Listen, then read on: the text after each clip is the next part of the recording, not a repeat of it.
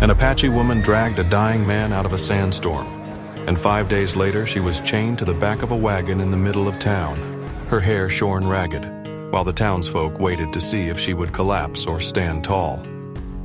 Thank you, Mr. Thomas Reed, for sending me this powerful story by email.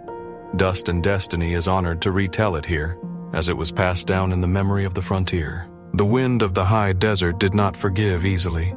It carried red dust sharp enough to cut the skin, scoured the wooden boards of Thorn Creek's saloon until the sign creaked like an old gallows, and set the church bell swaying with a hollow clang that echoed across the valley.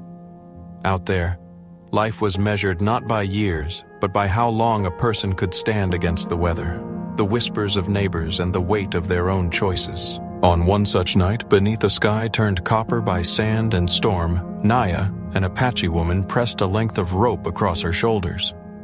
She had tied it to a makeshift sled, dragging with her a body that still clung to breath. The man was Ethan Cole, a widowed rancher, his side torn open by a bullet, fever burning through him. His boots had slipped free along the canyon floor, leaving streaks in the dirt like a man being pulled to his grave. Naya moved forward anyway, each step sinking into grit, her braid tied with a single turquoise bead that glinted in the lightning. No one asked her to save him. No one in Thorn Creek would thank her for it. She already bore the mark of being the Apache woman, a name spat behind closed doors, a figure mothers warned their children to avoid. But when she found Ethan bleeding beneath a rock shelf, buzzards waiting overhead, she did what the desert rarely allowed. She chose mercy. The storm eased by dawn. She guided him through a stand of cypress trees, their black branches bent with age, until the ruin of an old cabin appeared. Its chimney was cold, its roof sagged, but its walls still stood. Inside, ashes from forgotten winters lay thick in the hearth. Naya laid Ethan on the cot, lit a small fire, and set herbs to burn. A thin column of sage smoke curled through the room, sharp and bitter, masking the smell of blood. It was a ritual older than the town itself, one she had learned from her mother. Ethan stirred, half-conscious. His lips moved around a name not hers. She touched a wet cloth to his brow, the turquoise bead on her tie resting against his cheek for an instant. For the first time in years, someone lay in that cabin who depended on her. The story of Thorn Creek would never begin with kindness. It would begin with Silas Morton, who owned the store, the debts, and much of the town's fear. It would continue with Sheriff Granger, a man who knew the letter of the law but not always its spirit. And it would unfold into a question as old as the frontier itself. When a woman despised by many saves the life of a man respected by few, whose version of justice will the town uphold? Dust pressed against the windows. Outside, a vulture perched on the broken wheel of an abandoned wagon, watching as though it already knew the ending. If you were in Naya's place, unwanted, distrusted, carrying your own scars, would you still drag a stranger out of death's shadow, knowing full well that by saving him, you might be chaining yourself to the gallows of the town?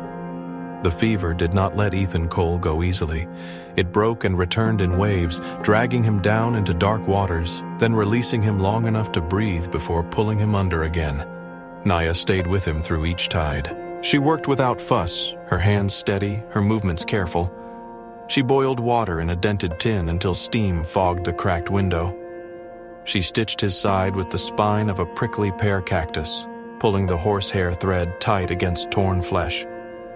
She crushed bitter leaves between stones and packed them into the wound, whispering the names of plants under her breath as if speaking to old friends. Sage smoke curled in the corners of the cabin, its sharp scent cutting through the smell of blood.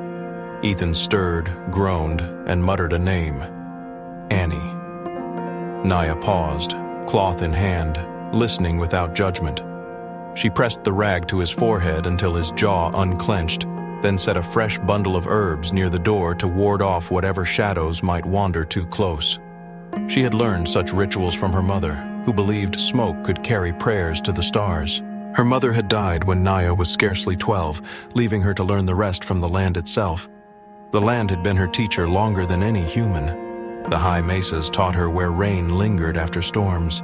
The coyote trails showed her where to snare a rabbit. The desert plants revealed which roots soothed fever and which berries silenced pain forever.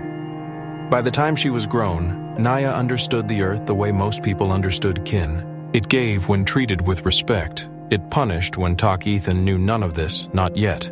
He only knew that the Apache woman with the turquoise bead in. On the third evening, Naya sat by the cot with his torn shirt in her lap. She threaded a pale green stitch through the blood-stained fabric, each pull precise, quiet. At the hem, hidden where only the cloth would know, she tied a single turquoise bead. It was not meant for Ethan to see. It was her private marker. This life was held together here. When Ethan finally woke with clear eyes, he saw the smoke first. "You saved me," he rasped. "I carried you," Naya corrected. Saved is a word for sermons. This was work. His lips curved faintly. "Then I owe you wages." "You owe me nothing."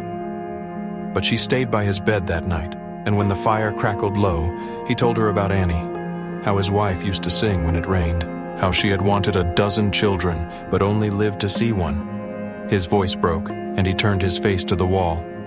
Naya did not answer. Instead, she lit another bundle of herbs and set it near the door, as if to guard the grief inside the room. By the fourth morning, Ethan asked for air. Naya helped him outside, steadying his arm with surprising strength. The cold bit hard, the sun still pale, but life stirred faintly in the ground. A stray dog, ribs sharp under its fur, limped across the yard. It sniffed the air, wary. Naya crouched, laying a crust of bread on the dirt. The animal crept forward, collapsed near her skirts, and closed its eyes as if it had found a place to rest. Ethan watched silently. A man does not easily forget the sight of trust freely given to someone the town called cursed. Later, as they walked the boundary of the clearing, Ethan nodded toward the distant hills. "Col Mesa," he said. "What's left of it? I've got fence to mend, land to plant. It's no fortune, but it stands. There's an east field that gets the sun first. Soil's tired, but not dead." Naya studied the horizon with a cool eye. "You're telling me this for what reason?" "Because I could use help," Ethan said simply. "Not charity, work for work, land for labor, a fair share." She considered him a long moment. "Fairness is a word men use when they want something." "Then I'll speak plain. I want you there, and I'll give land for it. That's the trade." She said nothing more, only drove a stake into the frozen ground near the cabin. "This will be a garden," she said, "even if it fails the first season." Ethan handed her a shovel, its handle worn by his own hand. She ran her palm over the wood and did not thank him, but her shoulders eased. 2 days later, they rode into Thorn Creek. The town received them with silence sharper than knives. The saloon sign creaked in the wind, the church bell swung slow, and every pair of eyes followed Naya as if daring her to claim a place she did not deserve. Inside Morton's store, the bead curtain clicked and rattled like bones as she stepped through. Conversation died. A woman clutched her shawl tighter. A man spat tobacco juice close to her boots. Ethan kept his voice steady as he named the items they needed: flour, salt, bandages. Silas Morton, the storekeeper, watched with thin patience. He controlled the ledgers of Thorn Creek. Half the town owed him coin or seed. His word was order. His glance was judgment. When a boy behind the counter fumbled a sum in the ledger, Morton rapped his knuckles with a pencil. The boy flinched, eyes watering. Without thinking, Naya shifted, placing herself between the child and the man. The movement was small, but the room felt it. Morton's gaze rose, cold and deliberate. "Order keeps this town standing," he said. His eyes never left her face. Sheriff Granger entered then, brushing dust from his vest. "Let's keep it calm," he muttered, eyes flicking to Morton. "No trouble." Naya understood. Trouble meant whatever the powerful declared it to mean. By dusk, the trap was sprung. A missing sack of beans, a bar of soap. A clerk swore he saw a hand near the shelf. The hand, of course, was hers. Morton demanded she be searched. The crowd whispered, already convinced. "I've taken nothing," Naya said, her voice flat. "She'll answer for it," Morton declared. "The law is the law." Granger hesitated, then raised his hands. "Let's not escalate, miss. If you put it back, we'll call it a misunderstanding." "I've taken nothing," she repeated. "Unless you count breath." It was not enough. By nightfall, she stood in the square, wrists chained behind her, hair shorn jagged by laughing hands. The crowd gathered as if for a festival. Some leaned forward in cruel delight, others hung back in shame. The stray dog whined at the edge of the crowd, too frightened to come closer. Ethan pushed through the gawkers, his face pale but set. He gripped the lock at the wagon tailgate and forced it open with both hands. The chain clattered to the dirt. Gasps rippled through the square. "She saved my life," he said, voice carrying. "Write that in your books." Morton sneered. "You've just written yourself into debt with the whole town, Cole. Insult to order." Granger said nothing. The crowd murmured but did not move. Naya pulled Ethan's coat tighter around her shoulders. She did not thank him. She did not apologize. She stood, silent, refusing to give them the spectacle of fear. That night, back at the cabin, she filled a basin with ash water and washed the uneven stubble left on her head. The gray water clung to her fingers like a reminder of everything taken. She did not cry. Ethan placed a small, worn journal on the table. "It was Annie's," he said softly. "She wrote down recipes, weather, hopes. She believed there was room here for kindness. There still is." Naya looked at the book in the lamplight.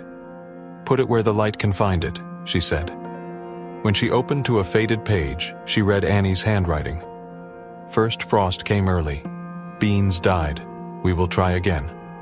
Naya closed the book gently. "Your wife had courage," she said. "The kind that does not perform."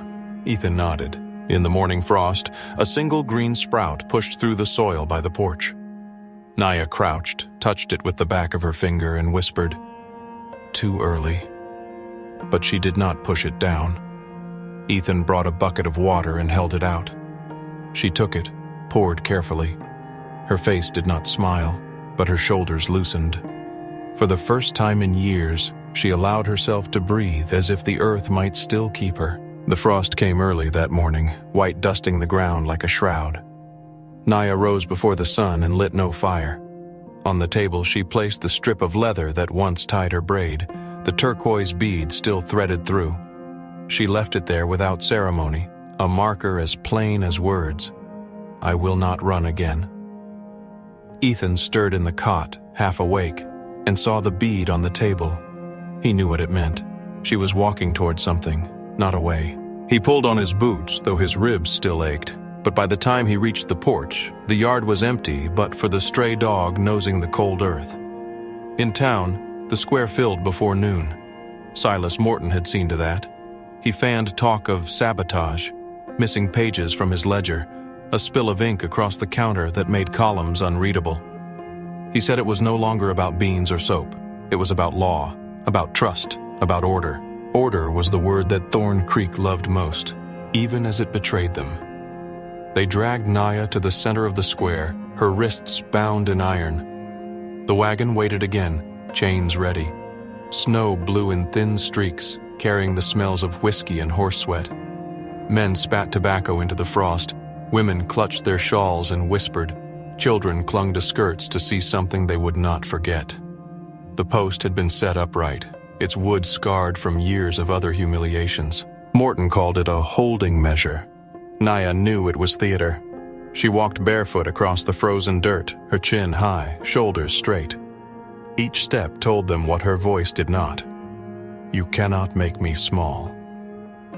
Sheriff Granger stood at the edge of the crowd, his badge glinting dully in the winter light. He cleared his throat once, but did not speak. Morton raised his hand for silence. "This woman has crossed a line. Theft is one thing, but to tamper with the records of debt is to spit on the lifeblood of this town. Without those books, no man's word holds weight. No household is safe. She burned pages, ruined proof, struck at order itself." Murmurs rose like dry grass catching fire. Some nodded, eager to believe. Others stared at the ground, unwilling to meet anyone's eyes. Ethan pushed forward through the throng, his boots leaving dark prints in the snow. His jaw was tight, his face pale with both anger and lingering sickness. but he did not waver. He stopped only when he stood a pace from Naya, the chains ringing faintly as she shifted her weight. "She saved my life," Ethan said, voice steady and carrying. "Dragged me out of a canyon, stitched me together, fed me when she had little herself. And this is what you call justice? Chaining the hands that work to keep me breathing?" Morton's lip curled. "This isn't about you, Cole. It's about law." "No," Ethan shot back. "It's about dignity, and you're trampling it in the dirt." The crowd wavered, their murmur thinning. Silence held like the pause before thunder. From the back, a small voice broke through. "It wasn't her." Heads turned. The boy from Morton's store, the one with bruised knuckles and wide eyes, stood trembling in the shadow of his master. His voice cracked but carried enough. "She didn't take anything, she took the blame for me." A ripple passed through the gathering. Some shifted uneasily, eyes darting. A few men spat in the snow to cover their unease. Morton snapped, "Lies! A child's word means nothing against the order of this town." The boy swallowed, but he did not retreat. "I saw her stand between me and his hand," he said, pointing toward Morton with a trembling finger. "She said nothing because she knew what would happen if she spoke." The crowd fractured. Some muttered. A woman crossed her arms tightly, staring at Morton. A ranch hand shifted his hat lower to hide his expression. Sheriff Granger finally stepped forward, boots crunching on the frozen dirt. His eyes flicked to Ethan, then to Naya. He rubbed the back of his neck, the way men do when the choice before them is heavier than the badge they wear.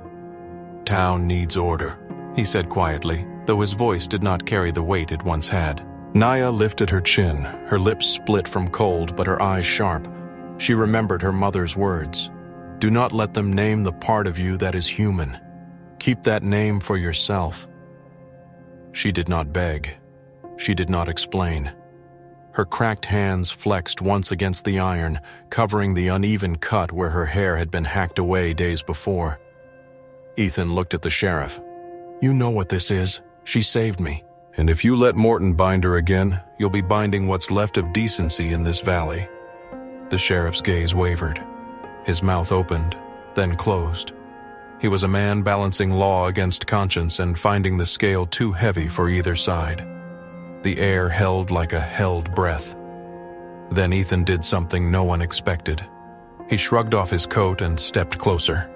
The chains clinked as he lifted the iron from Naya's wrists and let it fall. The crash of metal on wood rang out across the square like a shot. Gasps rippled. A horse stamped nervously. The boy flinched, then stared wide-eyed. Ethan draped the coat across Naya's shoulders with the solemnity of a man crowning a queen. "If you call this law," he said, his voice deep and steady, "then I want no part in it." The silence that followed was not empty. It was heavy, thick, alive. The crowd knew it had just seen a line drawn, one that no chain could erase. Morton's face burned red. "This will not stand," he hissed. "It already has," Ethan answered. Naya stood still, the coat heavy on her shoulders, the cold biting her bare feet. She did not thank him. Gratitude would have made it smaller. Instead, she raised her head and looked at the crowd, at every pair of eyes that had come to watch her broken. Her voice did not rise, but her stance spoke for her. "You failed to name me what you wanted. I remain what I am." Sheriff Granger stood frozen, caught between law and justice, knowing that by doing nothing, he had already chosen. The boy's words lingered in the air, the sound of truth, small but indelible, and the townspeople shifted in their boots, staring at the ground, suddenly less certain of the story they had come to see enacted. If you were Sheriff Granger, what would you have done? Keep the peace by bowing to Morton's order, or take the risk of standing with an Apache woman and a wounded rancher against the weight of the town? The wind changed at noon, carrying with it the smell of far-off rain. A line of black crows shifted course, their wings cutting across the pale sky. Naya noticed it as she pressed a fence post back into frozen ground. The stake had fallen in a storm, but she drove it in deeper, hammering until it held. It was not only a fence she was repairing. It was a boundary, an insistence that this land, for all its scars, would stand with her. Hoofbeats echoed on the ridge. 3 riders. Morton at the front, his coat lined with fur and his chin tilted high. Behind him, 2 hired men. One chewed tobacco and spat dark into the snow, smirking. The other rode silent, his eyes not on Ethan or Naya, but on the small turquoise bead swaying at the end of her braid. They reined up before the porch of Cole Mesa. Morton dismounted slowly, boots sinking into the softening snow, each step deliberate, like he believed the ground itself belonged to him. "You've taken in a thief, Cole," Morton said, his voice as sharp as the cold. "You know it.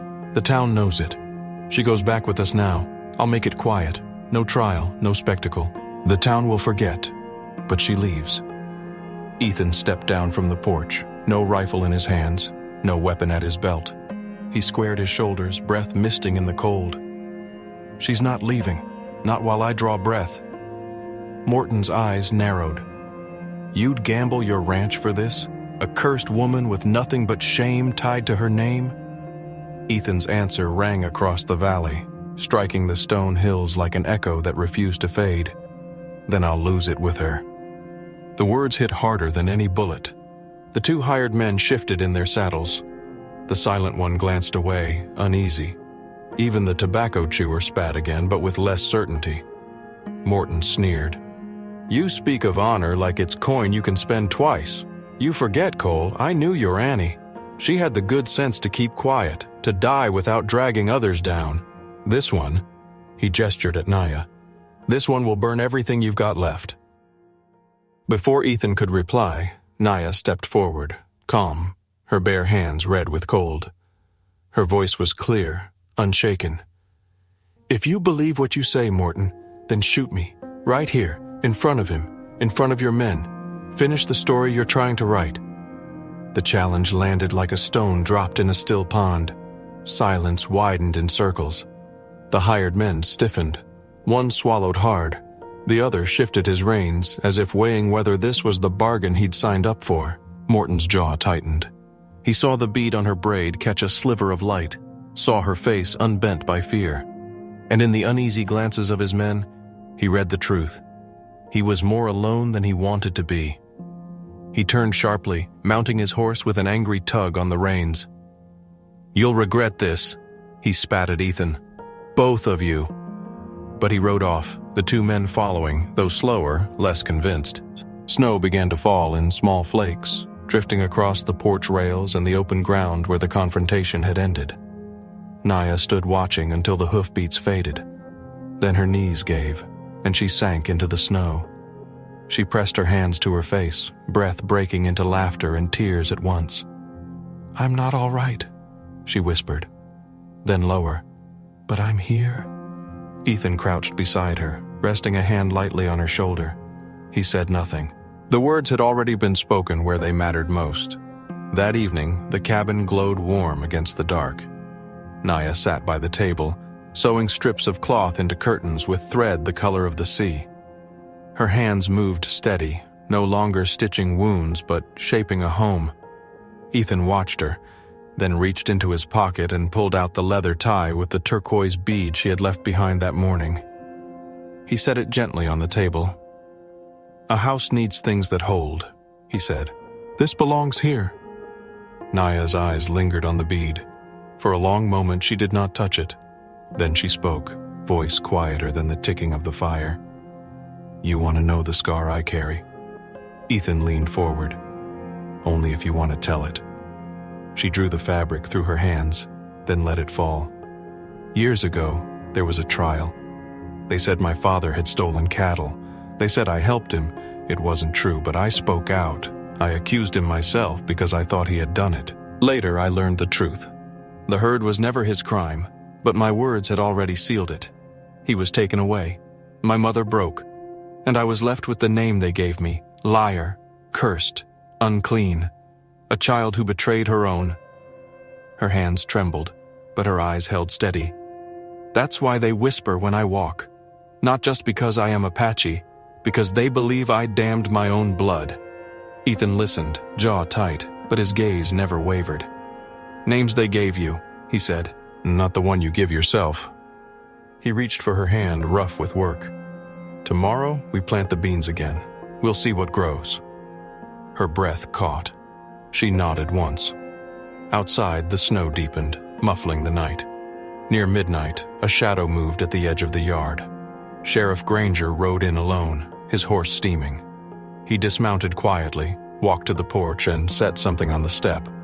It was his badge, old and tarnished. He did not knock, did not linger. By the time the dog barked, he was gone. In the morning, Naya found it there. She picked up the badge, turning it in her fingers, feeling its weight. She said nothing, only set it beside the turquoise bead on the table. Two symbols, one of power surrendered, one of life claimed. The cabin smelled of smoke and bread. Beyond the window, the ridgeline stood sharp against the sky. And for the first time in years, Cole Mesa felt less like a ruin and more like a place where people might live. The story of Naya and Ethan does not end with a gunshot or a gallows. It ends in something quieter but harder to hold. Dignity reclaimed. The town of Thorn Creek will tell the tale in a dozen different ways. Some will say she was spared because Cole stood in her defense. Others will whisper it was Granger's silence that let justice slip through. But those who were there will remember a coat thrown across her shoulders, the crash of chains hitting wood, and the look in her eyes when she refused to bend. That is where the weight of the West lies. Not in the roar of a crowd, but in the rare courage of one or two hands that reach down to undo the lock. Justice and honor have never been gifts of the many. They are the choices of the few. They are measured in simple acts. A bowl of water pressed to cracked lips, a line of thread pulled through torn cloth, a turquoise bead tied to a hem. The world calls them small. But on the frontier, where storms erase trails overnight and graves go unmarked, those small things are the difference between being forgotten and being remembered. And for the women of the West, like Naya, survival was never spectacle. She was not a symbol to decorate tragedy, nor a shadow for men to pity. She was flesh and bone, scar and silence, the one who stepped into the storm when no one else would, who said, "I am here," when the whole town wished her gone. That is not weakness. That is what endures. There is a truth the old country never cared to write down. Out here, people lived by the names others gave them. Savage, widow, drunk, thief. But freedom did not begin with erasing those names. It began with claiming their own. And when Naya tied her bead back into her hair and pressed her palms into the thawing earth, she was no longer living by what Thorn Creek called her. She was living by the name she kept for herself. On the frontier, a person survives by the names others put on them. But freedom begins the moment you speak your own. So I ask you, if you had been in the square of Thorn Creek that day, would you have stayed silent with the crowd? Or would you have spoken so that justice did not demand anyone kneel first? Dust and Destiny thanks Mr. Thomas Reed for sending this story by email so that it could be remembered here. If it stirred something in you, I ask only this. Follow the channel, leave a comment about the moment that changed how you see the tale, share it with someone who carries a quiet burden of their own, and click like so the algorithm doesn't bury stories like this one. And if you too hold a memory worth telling, send it. Dust and Destiny will carry it, stitch it, and set it down for others, the way a turquoise bead holds fast in the hem of a shirt, small, unseen, but proof that life was once preserved.